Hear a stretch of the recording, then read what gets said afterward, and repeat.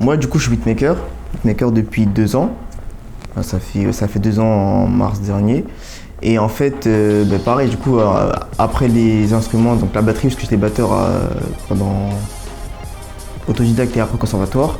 Du coup, ensuite, j'ai découvert les premiers logiciels de musique, donc Magix, MuseMaker, sur ordi et même sur portable. Et pour moi, ça, c'était le début de la création. Je me sentais, ouais, beatmaker et tout, mais en fait, ça n'a rien à voir. C'était juste des boucles déjà faites. C'était du rock que je faisais, c'était même pas du rap. Et c'est vraiment au lycée, j'ai rencontré mes deux premiers potes beatmakers sur EFL. Ils m'ont montré tout ça, comment ils faisaient.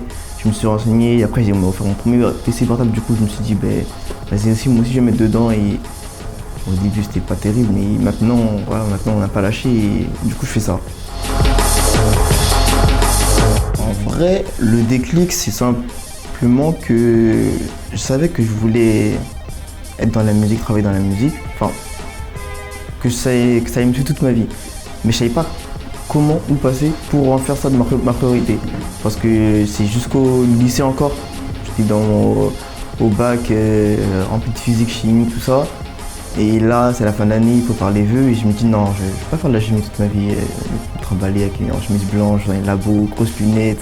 Non, je me dis non, faut que je trouve un truc, une issue pour que vraiment je puisse faire la musique. Et en fait, c'est en parlant avec des cousins. Un cousin en particulier qui m'en a beaucoup parlé. Et il a dit, mais tu te rends pas compte, mais en 1 heure, tu m'as parlé de musique je sais pas combien de fois. Et la chimie, tu as parlé genre 20 secondes, vite fait. Et pourquoi je cherche pas une école, tout ça. Et du coup, j'ai commencé à chercher une école du visuel. On a vu comment ça se passait, j'ai voulu tenter. Après, il n'y avait pas de l'alternance. Du coup, j'ai dû arrêter. Et là, je me suis dit, bon, c'est soit je fais rien, soit je trouve un truc pour quand même apprendre. Et après sur Insta, je vois comme par hasard une pub, Easy Formation, ingénieur du son indépendant. Je me dis, ça a l'air très propre. Et je vois que la plupart sortent d'école et qui se finissent ici. Donc je me dis, non, c'est que l'école finalement, il y a un truc qui me manque à l'école et je vais le trouver ici. Donc voilà, je me suis dit, ingénieur du son, c'est professionnaliser mon projet personnel et de pas me contenter juste d'être beatmaker dans ma chambre et c'est tout quoi. Donc je me suis dit, il faut que je me lance. Et aujourd'hui, ça s'est bien passé. Là, ce qui arrive, il y a normalement du coup plusieurs sons. Parce que du coup, avec l'équipe, on a fait des morceaux.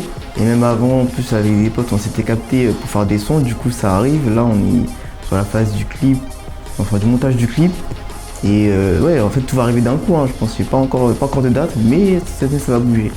Et après, la suite, c'est travailler directement dans les studios en tant qu'ingé, en tant que beatmaker, se déplacer et faire ça à temps plein. Ouais, sur Insta, c'est Cero on the Beats, donc CER2ONTH The Beats. Et voilà, on voit un peu d'actualité. Bon, là, c'est un peu léger, mais ça arrive tout petit à petit. On refait le contenu, tout ça. Donc, n'hésitez pas. Si vous voulez collab ou si vous avez je peux lui parler, ouais, pas de soucis.